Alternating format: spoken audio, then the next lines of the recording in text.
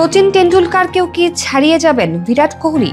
ভক্ত অনুরাগীদের মধ্যে এই প্রশ্ন আসা দোষের কিছু না। কোনো না কোনো মাইল ফলক এখন তিনি প্রায় প্রতি ম্যাচেই স্পর্শ করেন বা ছাড়িয়ে যান। এ মাসের শুরুতে ওয়ানডেতে রান তাড়া করতে নেমে ৮,০০০ রানের মাইল ফলকও পেরিয়ে গেছেন কোহলি। ওয়ানডেতে ৮,০০০-এর বেশি রান কোহলি ছাড়া আর শুধু আছে একজনেরই, তিনি সচিন টেন্ডুলকার। ৪৬৩ ওয়ানডের ক্যারিয়ারে ৪৫২ ইনিংসে ব্যাট করেছেন টেন্ডুলকার। এর মধ্যে পরে ব্যাট করেছেন ২৩২টি ইনিংসে। তাড়া করতে নেমে তার মোট রান ৮,৭২০, গড় ৪২.৩৩। ২৬ ইনিংসে টেন্ডুলকার নিজে অপরাজিত থেকে মাঠ ছেড়েছেন।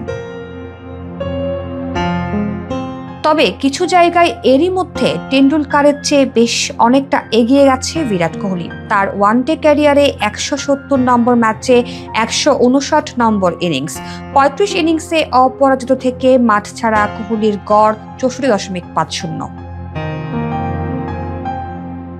তাড়া করতে নেমে অন্তত ৫,০০০ রান করেছেন এমন ব্যাটসম্যানদের মধ্যে কোহলি ছাড়া আর কারো গড়ই ৫০ নয়। ওয়ানডের আরও কয়েকজন কিংবদন্তির সঙ্গে তুলনা করলে বোঝা যাবে এক্ষেত্রে কোহলির মাহাত্ম্যটা। তাড়া করতে নেমে কোহলিরই সতীর্থ ও ভারতের বর্তমান অধিনায়ক রোহিত শর্মা ৬,১১৫ রান করেছেন ৪৯.৭১ গড়ে। সনাথ জয়সূরিয়া ৫,৭৪২ রান করেছেন ২৯.৪৪ গড়ে।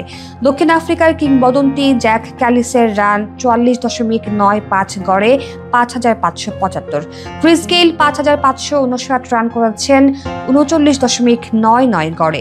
৪২.৭১ গড়ে ব্রায়ান লারার রান ৫,৪২৫।